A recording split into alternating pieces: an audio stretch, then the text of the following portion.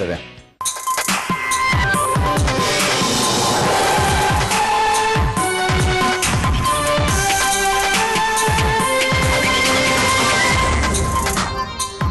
Il caso del giovane imprenditore suicida a Morgano scuote le coscienze, l'appello del governatore Luca Zaia sui social, chiedete aiuto, l'allarme della CISL anche sui lavoratori dipendenti, quasi 1 su 10 è indebitato. Individuato il rapidatore che aveva colpito sabato scorso in un bar di San Biagio di Callalta, un incensurato ha raccontato di essere in crisi dopo aver perso il lavoro e dopo la separazione con la moglie. Nuova data di maltempo, disagio nel Colignanese per allagamenti e alberi in strada, intanto al vertice dei sindaci colpiti dalla bomba d'acqua di lunedì, la proposta dell'onorevole Baratta di Forza Italia, posticipare le scadenze fiscali per le imprese colpite. Terribile incidente nella notte in A27 all'altezza di Casale, tamponamento fra 2 auto, una di queste prende fuoco, l'automobilista di Meolo muore carbonizzato. Si presenterà domani mattina alle 9:30 davanti al GIP Daniele Martorana, il 23enne sospettato di essere il piromane di via Pinelli, il giovane ha già fatto sapere che intende parlare. Controlli contro lo spaccio di stupefacenti davanti all'ex caserma Serena, il comune di Treviso taglia alberi e siepi davanti al centro di accoglienza di migranti, la decisione divide i residenti. Non si sono fatti scrupoli nel cercare di razziare l'abitazione di un pensionato deceduto da poco, ma 3 giovanissimi malviventi sono stati bloccati dai carabinieri a Casale sul Sile. Il professor Luca Antonini, braccio destro del governatore Luca Zaia nel pool della delegazione per l'autonomia del Veneto verso la nomina alla Corte Costituzionale. Telespettatori di Antena 3, buonasera e ben trovati. L'edizione trevigiana dei nostri telegiornali si apre tornando a parlare del caso del 24enne imprenditore suicida a Morgano, un caso la cui eco continua a farsi sentire e a scuotere le coscienze. Oggi sui social l'appello del governatore Luca Zaia agli imprenditori: chiedete aiuto, non vergognatevi di chiedere aiuto, un appello che viene condiviso anche dalle categorie, Confartigianato in primis, ma ci sono dati inquietanti anche sui lavoratori dipendenti, non solo sugli imprenditori. Un allarme che arriva dalla CISL che parla di un dipendente su 10 indebitato. Un suicidio per crisi è una sconfitta umana e sociale. Si apre così il post del governatore del Veneto sulla sua pagina Facebook in relazione al dramma del giovanissimo imprenditore che a Morgano si è tolto la vita il giorno prima dello sfratto dal capannone dell'azienda ereditata dal padre. La Regione Veneto come istituzione, continua Luca Zaia, ha agito in questi anni cercando di non lasciare solo chi è colpito dalla crisi, istituendo un numero verde che dà sostegno a chi è in difficoltà, e dal 2012 sono arrivate quasi 5.000 chiamate.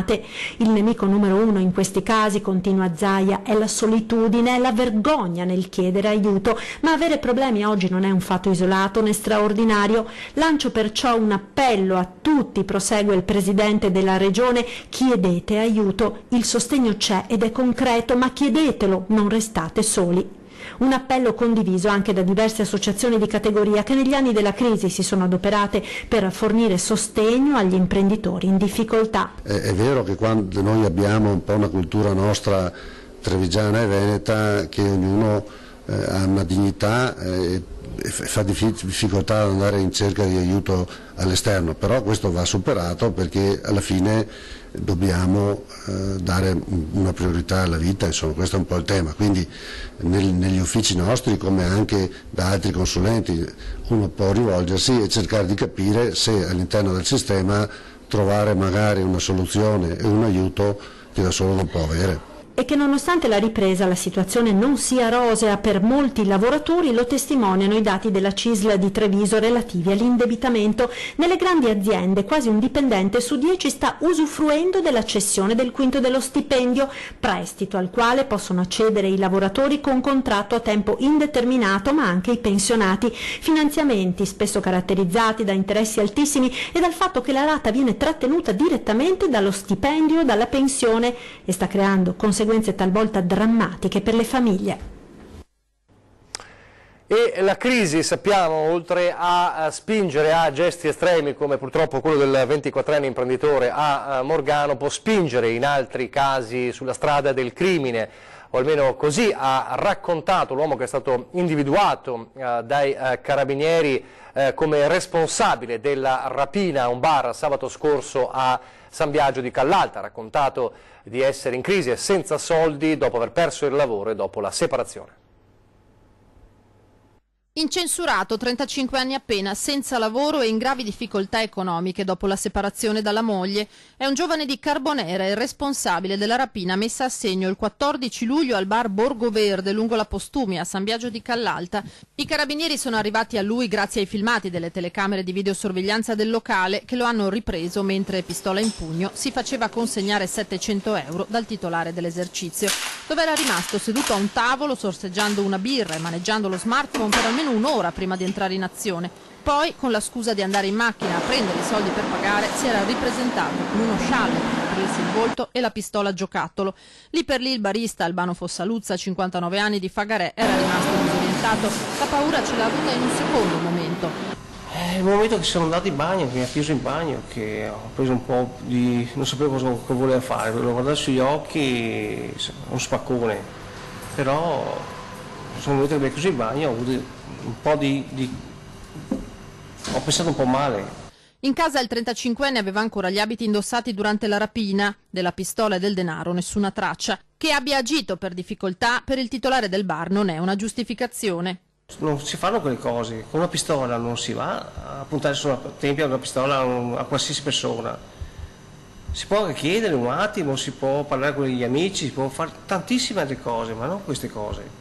Secondo me sono bruttissime queste cose. Sono rimasto, a parte la rabbia, molto male. Anch'io sono separato, mi hanno buttato fuori di casa, però non ho fatto questi gesti. Tiro sulle maniche e lavoro. Provo rabbia, continua, ma non per questo sentimenti di odio verso questa persona, prosegue. Se è uno cattivo, che è uno che ha sempre fatto questo lavoro, sì, che ha sempre fatto queste cose, sì, però ha avuto i suoi problemi, quindi per me... Se le capitasse di ritrovarselo di fronte, cosa gli direbbe? Niente, non sono un tipo di parlare tanto. L'importante è che abbia la pistola. Se si viene qua e chiede scusa, gli offro l'aperitivo. Intanto in questi giorni sulla questione crisi o su quello che potrebbe essere una nuova crisi, almeno secondo i più pessimisti, c'è il dibattito sul decreto dignità che appunto secondo gli industriali potrebbe riportare in crisi molte aziende. All'attacco del decreto dignità del governo voluto dal ministro vice premier Di Maio c'è Forza Italia che lancia per domani il No DD Day. È un decreto folle. È contro l'Italia, è contro il mercato, contro lo sviluppo del Paese. Forza Italia dichiara guerra al decreto dignità, il primo provvedimento economico del governo Conte. Una bocciatura netta, quella scandita a Padova dal partito al gran completo, che in Veneto vivrà un primo momento con l'allestimento di gazebi sabato mattina nelle principali città della regione. Artigiani, commercianti, piccoli, medi, grandi imprenditori, lavoratori, liberi professionisti che hanno votato Lega, cosa diranno adesso? Grazie Salvini? Ecco, noi non ci rivolgiamo tanto a Di Maio, è una causa persa, pace all'anima sua Di Maio, ci rivolgiamo alla Lega. Riuscite a tradire in questa maniera i vostri elettori? Salvini e la Lega sono nel mirino di Forza Italia, spiega i vertici del partito, per aver sconfessato le ricette economiche sottoscritte alla vigilia delle elezioni, andando nella direzione opposta. Un decreto come questo, che purtroppo al di là delle stime dell'Inps creerà disoccupazione, creerà nuovi contratti in nero, questo è evidente, lo ammettono tutti. Secondo Brunetta il governo Conte cadrà da solo, schiacciato dal peso delle proprie contraddizioni e dall'incapacità di alcuni suoi membri non appena gli effetti delle sue ricette economiche inizieranno a farsi sentire, ma l'ultima frecciata è sempre riservata a Matteo Salvini che alla vigilia delle ultime elezioni voleva portare Berlusconi dal notaio per sottoscrivere un patto antinciuccio. Berlusconi disse no, basta la parola tra gentiluomini e forse sarebbe stato meglio andare dal notaio perché ci sarebbe stato non solo un divieto di fare inciuci a sinistra, ma di fare inciuci anche col Movimento 5 Stelle come di fatto è avvenuto. Magari fossimo andati dal notaio. Ci rivolgiamo alla Lega, a Matteo Renzi, a Matteo Salvini. Torna a casa Matteo Salvini, torna nel centrodestra. E intanto il mercato del lavoro spesso si incrocia purtroppo con la cronaca, come accaduto a Casella d'Asolo, dove i carabinieri hanno trovato 4 bambini di neppure 14 anni al lavoro con gli adulti per produrre astucci per occhiali da vista e da sole di note griff della moda. Lo sconcertante esito del controllo svolto appunto dai carabinieri di Asolo e del nucleo ispettorato del lavoro in un laboratorio gestito da cittadini cinesi a Casella d'Asolo. Per chi gestiva l'azienda, un 51enne e una 21enne è scattata una denuncia per sfruttamento dell'attività minorile. L'attività, multata per una somma di 35.000 euro, è stata temporaneamente sospesa. E rimanendo a parlare di lavoro, i dati della CGIL sull'occupazione della Marca durante il primo trimestre del 2018 tracciano però anche un quadro di ripresa che riserva, nonostante tutto, delle positive sorprese, ad esempio nell'area dell'Opitergino. 9.000 nuovi posti di lavoro creati nel primo trimestre del 2018, con l'industria che riprende a crescere e con essa anche il settore dei servizi all'impresa. Trova una nuova conferma la ripartenza dell'economia trevigiana, non senza qualche dato inatteso, come la vivacità dell'area dell'Opitergino, che registra una buona performance del distretto del mobile e la crescita del settore agricolo.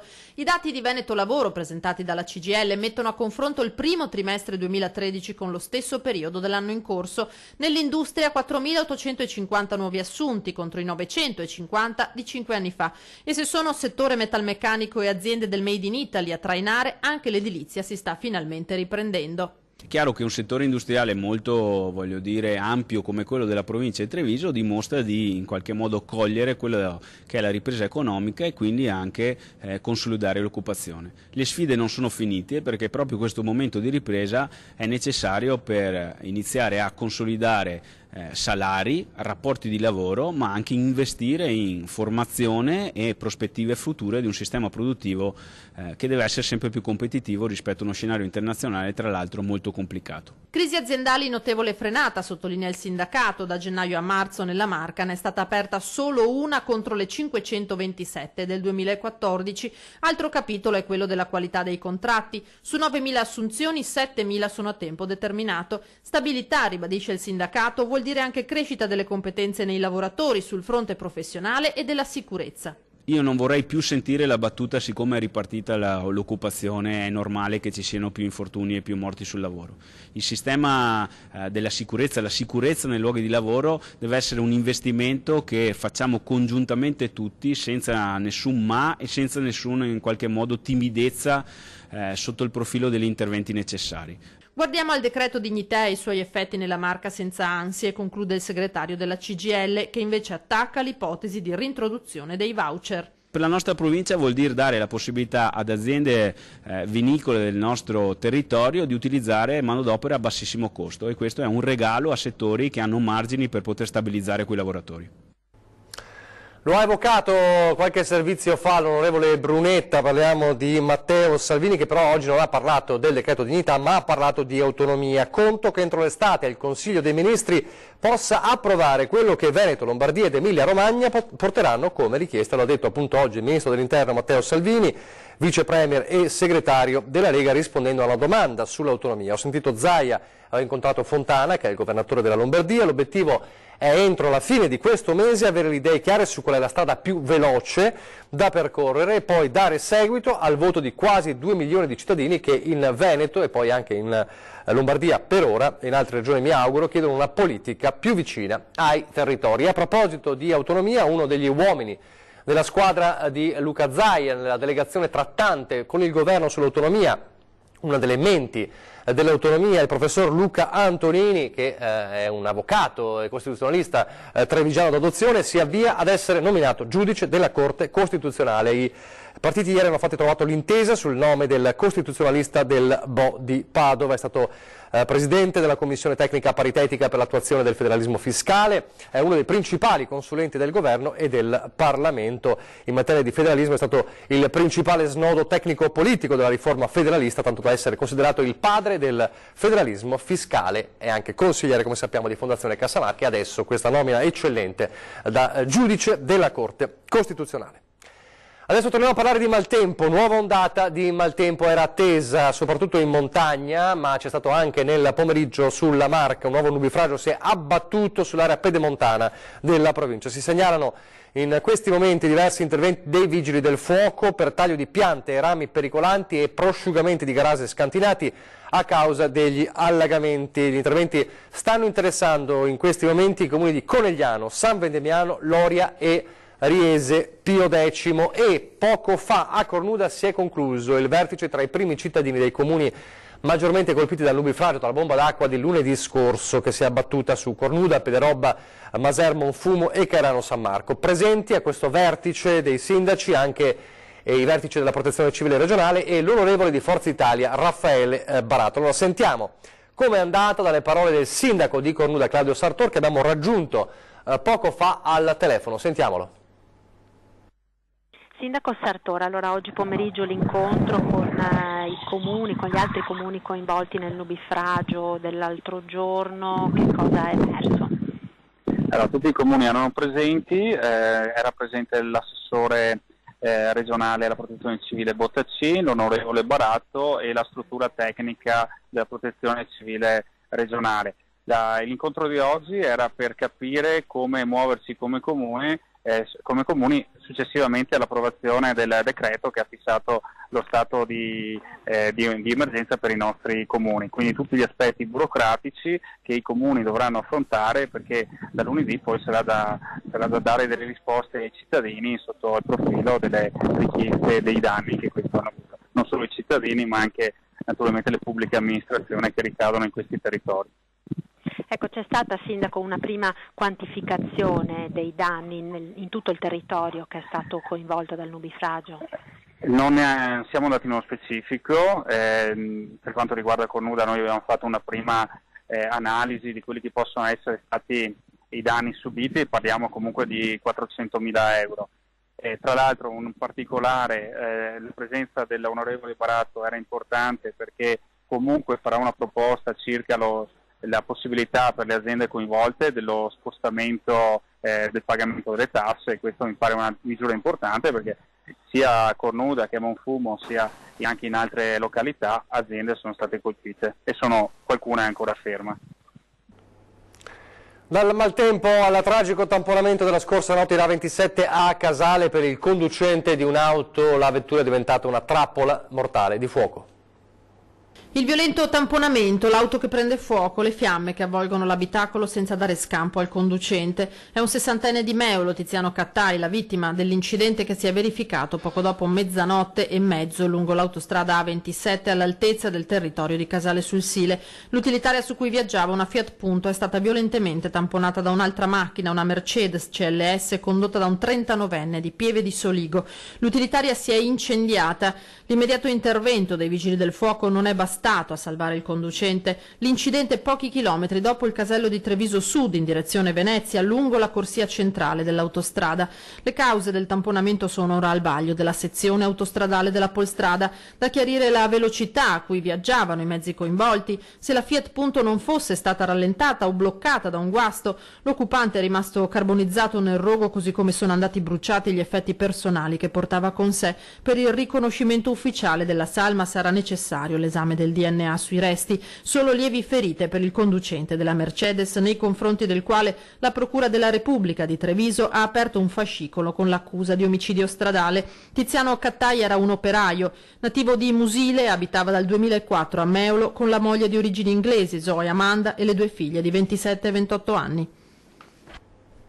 Allora il caso del piromane di via Pinelli, domani interrogatorio di garanzia del 23enne arrestato. Si presenterà domani mattina alle 9:30 davanti al GIP. Daniele Martorana, il 23enne arrestato l'altra notte dalla polizia per l'incendio di 2 auto parcheggiate in via Pinelli a Treviso e sospettato di essere l'autore di altri 6 episodi accaduti nelle scorse settimane nella zona. Di fronte al giudice Gianluigi Zulian, il giovane ha già fatto sapere al suo difensore, l'avvocato coneglianese Benedetta Collerone Russo, che intende parlare, ma non è chiaro se si dichiarerà responsabile dei fatti attribuitigli o se ne prenderà le distanze. L'altra notte gli uomini della squadra mobile lo hanno arrestato in flagranza di reato, mentre cioè incendiava le 2 macchine posteggiate poco lontano dalla sua abitazione. Un'esperienza tuttavia quella della cella che sta provando il ragazzo sia fisicamente che psicologicamente, secondo l'avvocato, che per questo chiederà una misura alternativa alla detenzione. Adesso una breve pausa pubblicitaria, poi ancora cronaca da Treviso.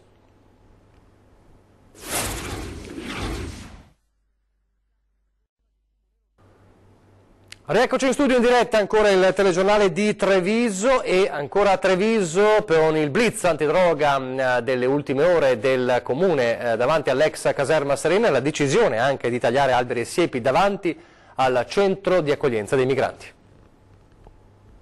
Blitz antidroga della polizia locale davanti all'ex caserma Serena, diventata il centro d'accoglienza per richiedenti asilo più grande della provincia di Treviso. Con i cani dell'unità cinofila gli agenti hanno passato al setaccio l'area e controllato una 60ina di persone. Nessuno aveva dosi di stupefacente addosso, ma nascoste nelle aiuole e tra i cespugli dello spartitraffico davanti all'ex caserma i vigili hanno trovato diversi involucri per un totale di 300 grammi di marijuana. Secondo gli accertamenti della polizia locale, l'area è comunque sorvegliata da un vero e proprio sistema di vedette, ragazzi muniti di cellulare pronti ad avvisare gli altri non appena notano qualcosa di sospetto, e così deve essere avvenuto ieri, con gli spacciatori che, ricevuto l'allarme, si sono immediatamente liberati dello stupefacente prima di essere perquisiti, e questo spiega anche il ritrovamento nell'aiola delle dosi. Di qui la decisione dell'amministrazione comunale di procedere alla pulizia dell'area. Stamattina sono stati tagliati alberi e cespugli, come annunciato dal sindaco Conte all'indomani del blitz ai giardinetti di Porta Altinia. La decisione di eliminare i luoghi di occultamento di sostanze stupefacenti si è estesa dalle fioriere e dai cespugli del centro storico all'area antistante l'ex caserma al confine con Casier. Una decisione, come abbiamo visto, quella di tagliare la vegetazione dell'aiuola davanti all'ex caserma Serena, che divide i residenti. Da così a così.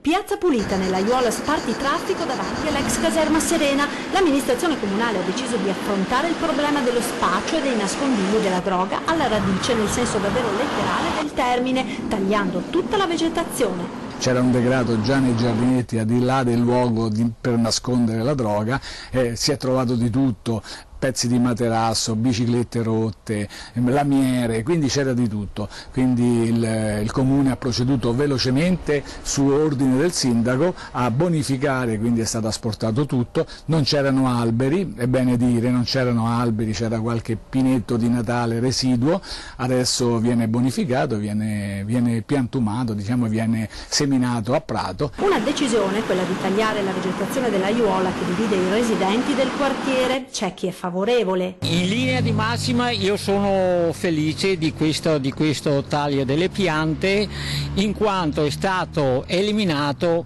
un punto nevralgico dello spaccio. A noi fa piacere perché adesso comunque la situazione è più chiara, si riesce a vedere, perché prima si nascondevano un po', la cosa non era chiara. Ma ci sono anche diversi residenti che stamattina, aprendo le finestre al rumore delle motoseghe, si sono indignati. Era sufficiente sfoltire le piante tagliando i rami più bassi, dicono. Si poteva evitare di deturpare così questa aiuola che ormai sembra il deserto dei tartari rispetto a prima, anche visivamente, insomma, si apriva la finestra e si vedevano degli alberi, adesso si apre la finestra e si vede un incrocio e la caserma, insomma. Io non so se si possa ritenere che aver raso al suolo tutto risolverà il problema delle attività illecite, secondo me al massimo lo sposta, non lo so. Qui l'unica cosa che abbiamo ottenuto è un deserto. A Casale ora, dove una banda di 3 giovanissimi non si è fatta scrupoli nel cercare di razziare le abitazioni di un pensionato deceduto da pochi mesi. Il vetro mandato in frantumi e il blitz all'interno dell'abitazione, una casa nella quale sapevano di poter agire indisturbati visto che il proprietario, un pensionato, era deceduto da qualche mese. Nessuno scrupolo per i ladri, giovanissimi, un 22enne di origine bosniaca, incensurato, e 2 17enni italiani. Volevano compiere il colpo a tutti i costi, così hanno messo a soqquadro le varie stanze dell'abitazione, buia e silenziosa, di via Matteotti a Casale sul Sile. Ma che fossero inesperti è testimoniato dalla rapidità con la quale sono stati intercettati. Evidentemente i loro movimenti hanno insospettito chi nelle vicinanze sapeva bene che in quella casa non ci poteva essere più nessuno, vista la morte del proprietario. Così l'allerta ai carabinieri è stata immediata e i militari hanno sorpreso i 2 minorenni all'esterno, bloccando anche il 22enne mentre stava rovistando ancora tra i cassetti in cerca di cose di valore di cui impossessarsi. Ora i 3 denunciati dovranno rispondere del gesto dal loro commesso davanti all'autorità giudiziaria trevigiana.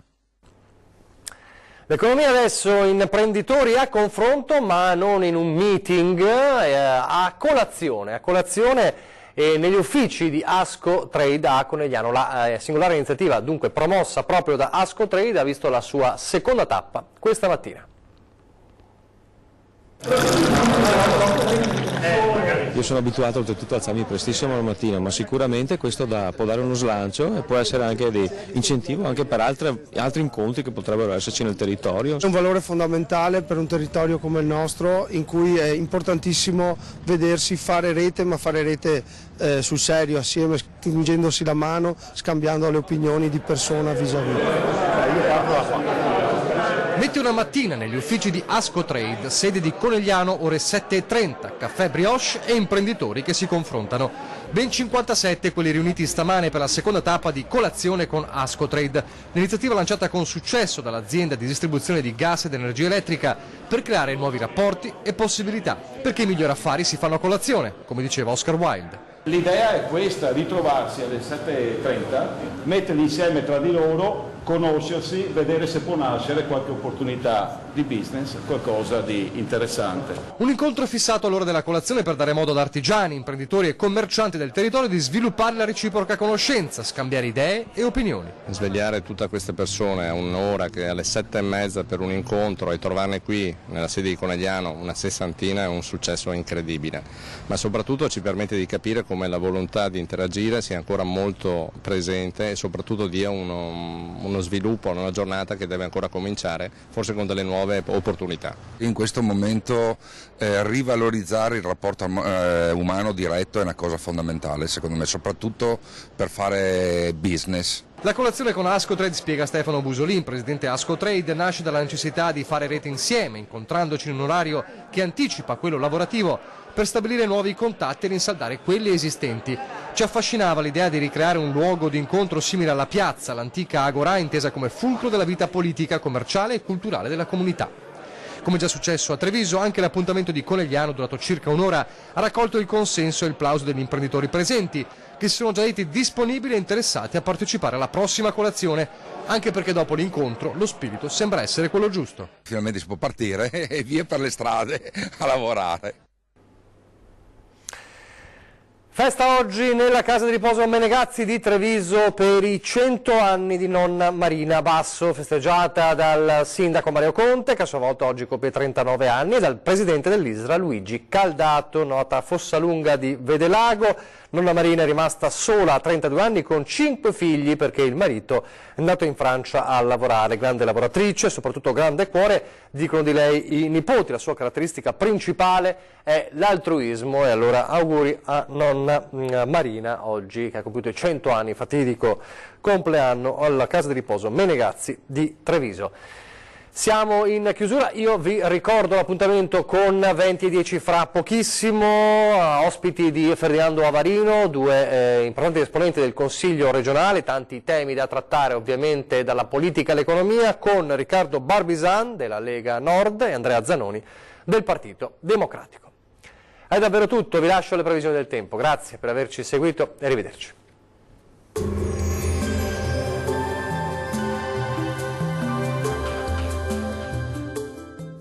General Beton Calcestruzzi, a fianco di chi costruisce e lavora in qualità. General Beton è presente in tutto il Veneto, Friuli, Venezia Giulia e all'estero. Ben ritrovati al meteo. Peggiora il tempo sulle nostre regioni, ma vediamo il dettaglio di sabato 21 luglio. Sul Veneto al mattino qualche pioggia solamente sui monti, ampie schiarite soleggiate invece altrove. Dal pomeriggio si accenderà l'instabilità, con rovesci e temporali piuttosto frequenti, possibili un po' su tutti i settori. Migliorerà entro la nottata. Temperature minime tra 18 e 22 gradi, valori massimi compresi invece tra 23 e 31 gradi circa. Diamo uno sguardo al Friuli Venezia Giulia. Poche novità, situazione molto simile con qualche pioggia al mattino solamente sui monti, più soleggiato altrove. Col passare delle ore temporali sparsi possibili un po' su tutti i settori, ma anche in questo caso migliorerà entro la nottata. Temperature minime tra 18 e 22 gradi, valori massimi compresi invece tra 25 e 32 gradi circa. Vediamo infine la situazione del Trentino Alto Adige. Qui il tempo sarà spiccatamente instabile sin dal mattino e per tutto l'arco della giornata rovesci e temporali piuttosto diffusi, localmente anche di moderata intensità. Le temperature minime si attesteranno intorno ai 18 gradi, le massime invece oscilleranno tra i 24 e i 25 gradi circa. Dal meteo di Antenna 3 per ora è tutto. Arrivederci!